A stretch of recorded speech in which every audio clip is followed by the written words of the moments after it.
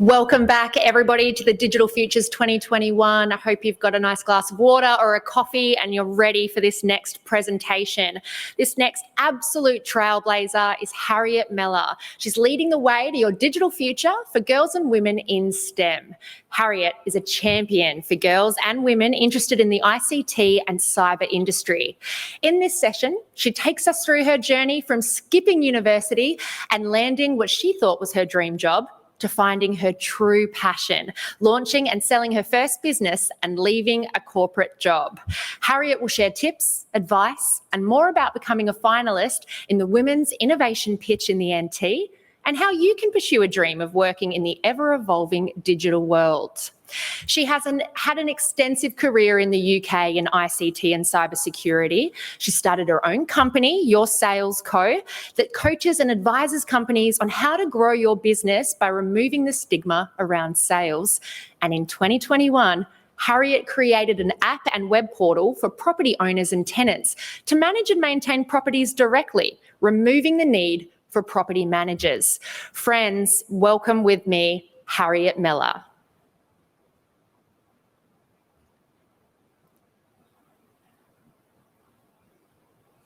Thanks, Amanda, for that introduction. And it's so great to be here to talk to you today about leading the way to your digital future for girls and women in STEM. I'm excited to share my journey into the tech industry through to entrepreneurship and why I'm so passionate about the industry still today. You'll have the opportunity to ask questions at the end of the session. There is nothing off limits, so please ask anything that will support you. As an entrepreneur, a sales coach and consultant specializing in ICT and service-based businesses, I have seen so much over the years. And I have over 15 years of hands-on experience in both the UK, Australia, and across a wide range of different industries. I'm extremely passionate about supporting women, business owners, and salespeople in overcoming sales fear, improving their sales capability, and creating a solid sales foundation for tomorrow and beyond. I work both remotely and in person with clients globally to share my experience and knowledge to support others. So let's jump in. Today, I'm going to be sharing with you my journey into digital disruption in the work that I've done, my tips and advice, and then, as I mentioned before, we're going to go into questions. So my journey into digital. I didn't always dream about working in technology, and for me, it was always about events. And I remember my first training session in technology, and I was working in the IT industry, and everybody got asked to put their hands up if you ever dreamt of working in IT, and nobody ever puts their hands up because we're in a very different department as opposed to maybe coding or that more technical element.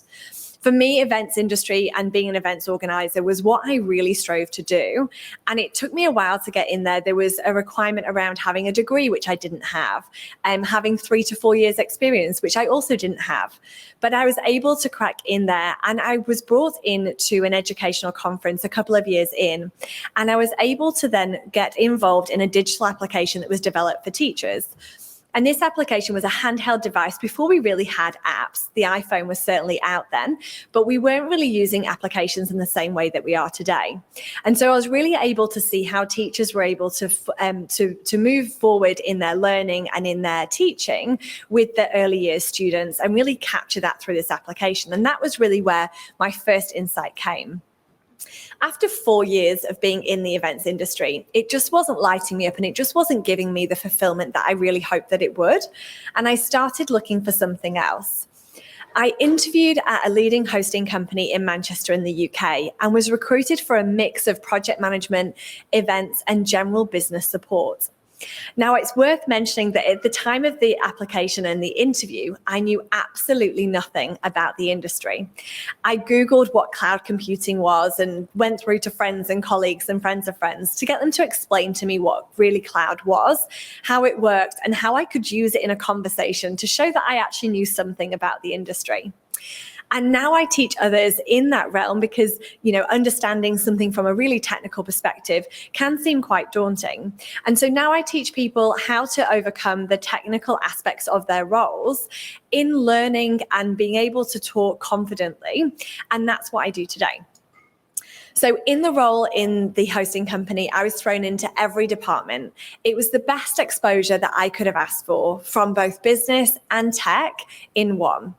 I supported data center builds, I hosted tech meetings and worked with departments that were underperforming. I really soaked it all in and eventually went into running my own department, which focused on growing the business through our intake of employees and training.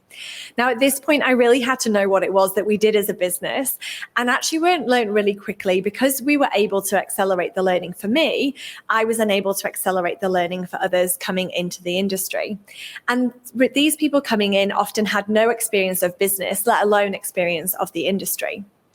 To highlight, in this company, every role in the business had to understand the industry. So whether you were HR, legal, reception, marketing, they were all digital roles and really had to understand our value proposition in the industry and what goals we had as a business to really help businesses, other businesses, to be able to accelerate their platforms and reach more people digitally. When I used to speak at schools, this was one of the biggest misconceptions, is that digital or tech roles is often just somebody in a hooded jumper in a basement coding away. And today, even more so, that's relevant, that's not the case. And it wasn't then, and it won't ever be in the future, I imagine. And so we really have to make sure that we're looking at the roles that you and I are doing today, and all these other people around us can actually take that digitally and work in a digital environment, but still adding value from the experience and the knowledge that we have. I certainly lived that high life. Tech opens many doors. There's a lot of money in tech to support the roles that you do, to support all the fun things you want to do in those companies. If you look at the likes of Google, if you look at how much money they're generating, if you think about what they're able to give their employees, same goes for a lot of other larger tech companies. I was able to network and create some incredible connections, having breakfast with Richard Branson, flying to Necker Island, south of France, skiing trips, you name it, I did them. But after 5 years, I was exhausted and definitely in need of some downtime. Tech never stops, and therefore neither did I. And so I eventually decided to make the move to Australia. The sunshine and beach really had it in my visions, and it was just what I needed when I got here. After 3 months of enjoying my new home and my new life, I went back into the industry, and I really wasn't sure how I was going to go. I'd only really been in the UK running in the tech industry, and I was coming to a new country, let alone a new city, no contacts. And so I was able to then kind of take it a little bit slower as I got in. I found that the industry was also a little bit slower than where we were in the UK. And so I found myself being actually quite knowledgeable in the industry. And therefore I used that to my advantage. I used the networking skills that I'd learned and built up over many years to really network around the States. And again, using the ability for being a female in such a male-dominated industry, I was able to leverage the fact that most people remembered me. I tested my knowledge and I avoided burnout. And burnout for me was, something that I'd experienced across those 5 years and something that I never wanted to let myself get into. And it's something that I find really important today. I decided I was going to specialize in cyber, whereas before I was in hosting, so looking at the networking elements. And so now I was in cyber, I decided that's what I was going to really focus on. And I was able to help the business grow through cybersecurity, collating with those vendors, working with new businesses, and bringing new industries in and onto the right track where it matters with cyber. I focused on outcome-driven solutions. Reducing risk and building resiliences into business is really what I enjoyed doing on my day-to-day basis. I was able to become one of the most sought-after salespeople within WA and across Australia because of the way that I conducted business and the way that I was able to understand the industry, understand the new technologies coming in cyber, and be able to articulate them to businesses that maybe didn't have the resources to understand or to be able to implement. I was busy, successful, and kicking goals, but there was always part of me that was looking for something more. In 2018, I launched a bricks and mortar business on the side of working full time, a luxury day spa located in the Northern Beaches in WA. There was no COVID, and an opportunity to really test out everything that I'd learned over the years and all the courses that I'd been on and the people that I'd met and who I'd learned from. I utilized digital marketing to help build trust with a new audience, and I tested processes and systems online to ensure I had a robust foundation when I first opened. We were probably the most digitally forward day spa in the northern suburbs, I would say, and maybe still are today. 2020 disrupted many lives and many businesses. And me, like many others, went into lockdown in March, which saw us close for about 12 weeks.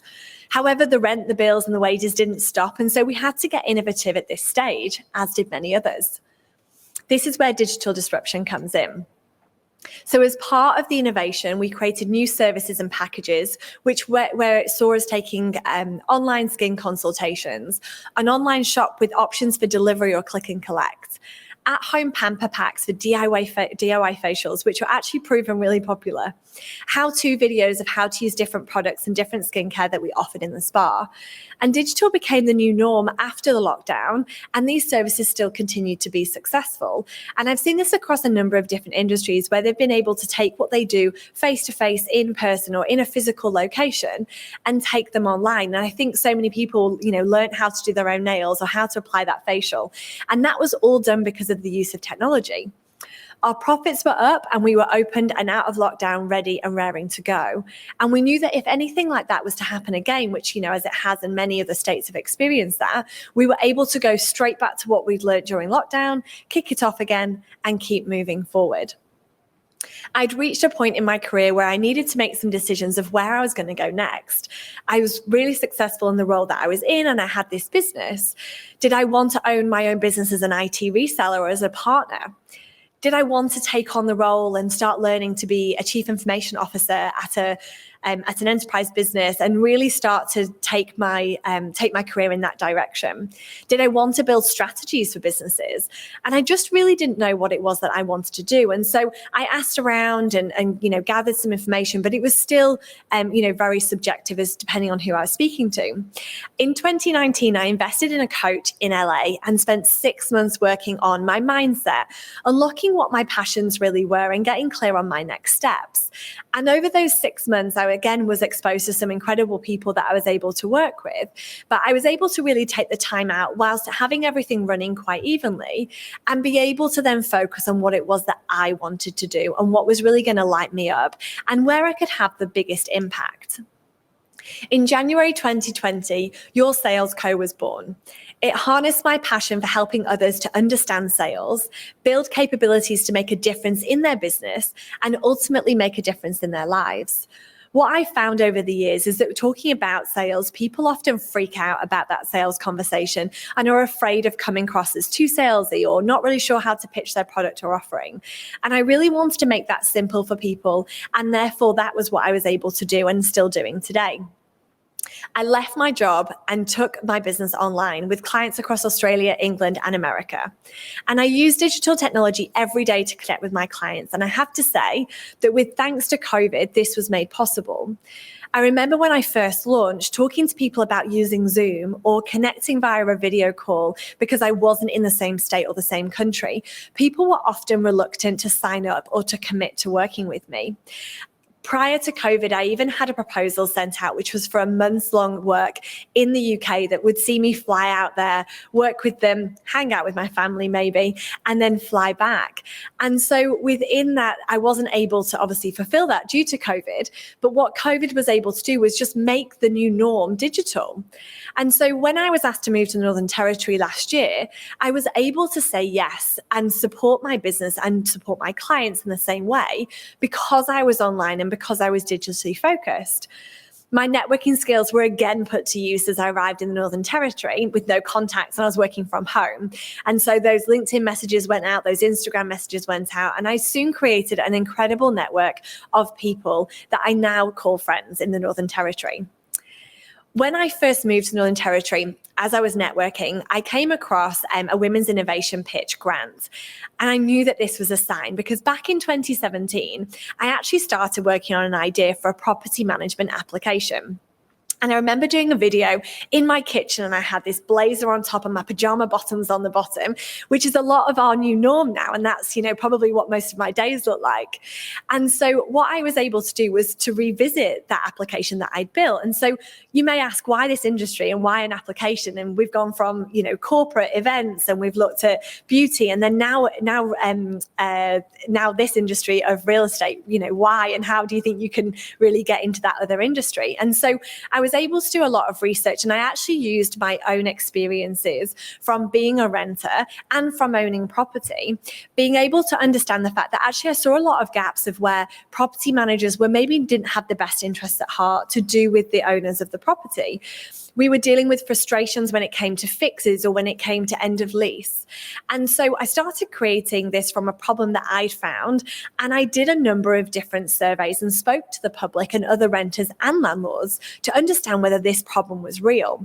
Now, talking about whether problems are real or not is really key when you're looking at building a business, because we may often think that this is a huge problem or there's a huge opportunity, when actually if you speak to other people that are not your friends and are not your mum, they're going to tell you the truth as to whether they still feel that that is a problem. And so for me, I really felt like the real estate industry is something that I understood. I'd been in it from both sides, and I was able to see those problems. And so I used the audience that I'd used to survey to ask them some questions about some extra functionality I was looking at putting in this application. After further research and building a wireframe, I was able to develop a scope of work and go out there to get further quotes. So I spoke to development applications, I spoke to marketing specialists, I looked at web apps versus phone apps, and I was able to really build out a picture of what that would look like and also the costs that would be associated. But as I mentioned earlier, I just wasn't quite ready to give up my corporate job at the time and really go all in. And I thought this may be the time. So after a few weeks planning out my application, I submitted it. I then received an invitation to pitch because I'd been successful at that stage. So I was extremely excited to have the opportunity to tell more people about the application and the problems that I could potentially solve. In my pitch, I included the features of the application, the benefits, so what's in it for the landlords and what's in it for the tenants. I was able to really explain who my target audience was and how I built out the process and what that process looked like, along with key functions. And those key functions were things that I really thought would capture people's interest and something that isn't readily out there on the market today. I was awarded the Women's Innovation Pitch finalist, and it was amazing to see so many women pitching their products and their services with little or no experience of pitching and having such an incredible passion and knowledge for the industry that they're in. I was able to be interviewed on the ABC radio and had many people reach out to me across Australia. So it just shows that the exposure from putting yourself out there and going in to do a pitch could really reap so many more benefits. I wanted to give more attention to my business, to Your Sales Co, and to open up space to work on my application idea at this stage.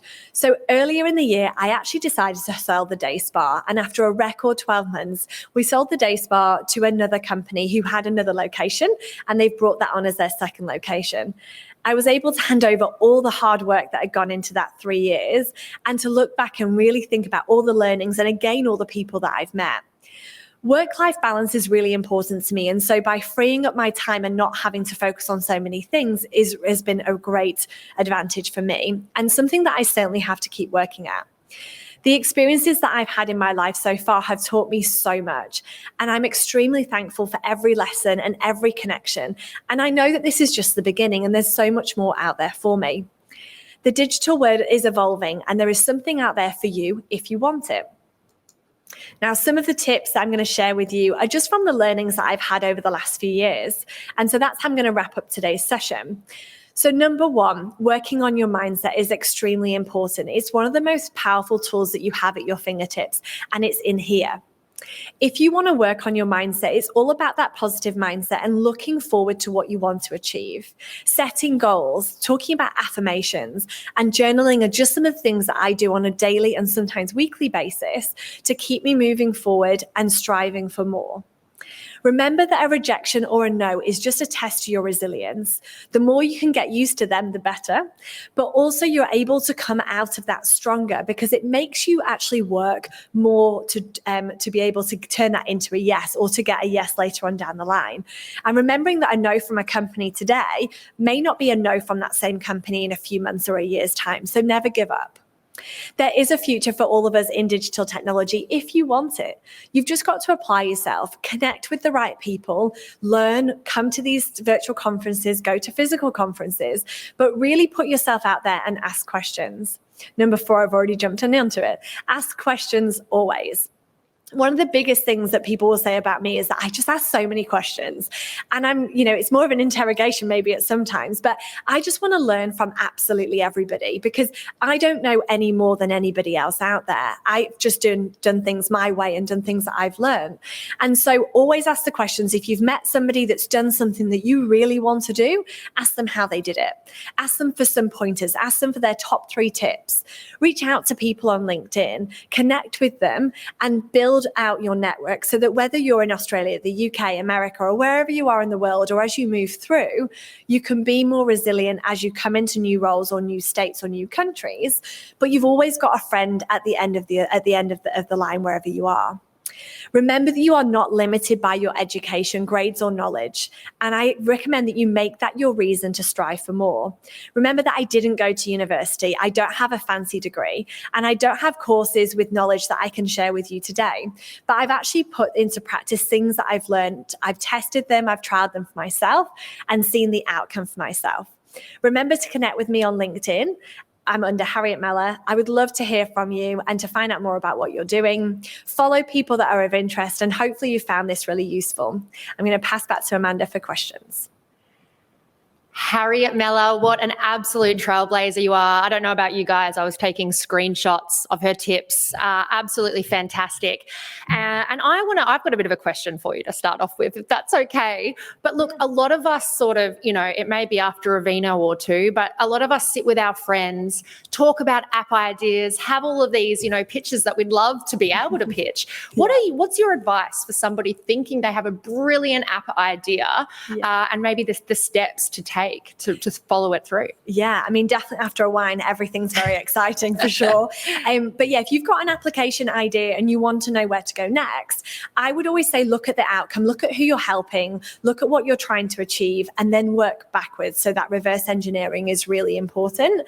And looking at whether the problem is a real problem, as I mentioned earlier, because that's something we really want to make sure that problem is out there and that there is something for us to solve. But once we know that is there, we want to look at the outcome and then reverse engineer it back. A lot of the wireframe gets really nitty gritty in the application. And so we want that to be the last thing, because we want to work out from what stage goes to where and what we need to be thinking about. So reverse engineering is one, thinking about what each stage and what each function will take you through is another. And then wireframe, which is really just mapping out where each button clicks through to, is also really important, but that is more of a later stage. Perfect, work backwards. All right, we've got some great questions from viewers. Heidi has asked, has the app launched yet? If yes, where can I find it? So the app hasn't launched yet, but if you follow me on LinkedIn, I will be sharing more when it becomes available. There is a process in the application, as you just asked, Amanda. And so for me, where I'm at the moment is just looking at building out that more functionality through the web portal, and then it will then have more of a soft open as well. Great. I'm going to add on to Heidi's question. Are there any property managers mad at you for this? I get asked that a lot. They're like, they must hate you. But actually, and this goes for any technology software that's disrupting industries, is that actually the idea behind the application in this realm and in so many other realms is that we actually want to be able to free up people's time. So as a property manager, you don't want to deal with those calls and emails and, handling those questions. We want to give people the resources to be able to work for themselves and be able to answer those questions themselves. So ultimately, yes, I'm sure there are, but they shouldn't be afraid, because the idea is that we put them to work in different ways, and then we support landlords in a different way as well. That's it. Harriet's coming for you. All right. Natalie has asked a great question. How did you change your mindset into creating your own business during those 6 months after such a massive change happening in the world? Yeah. So a lot of the ways that I use a mindset, it's not just one thing. There are a couple of things that goes into play, but it's unlocking what stories we tell ourselves over the years. And this is going right back to childhood. And so if we look at children in school or university or starting in a role, we actually look and find out that some people will say something to us and it will stick with us, and we won't remember it in the words or who said it until we actually delve back. So one of the things is looking backwards and really unlocking. There's a couple of people that I would recommend looking at. Byron Katie is amazing. She's in America, but she has a lot of resources that she gives, which is around that mindset. But for me personally, I spent those 6 months when I was doing the coaching, being able to look back and work on my mindset, looking forward. So what do I want to achieve?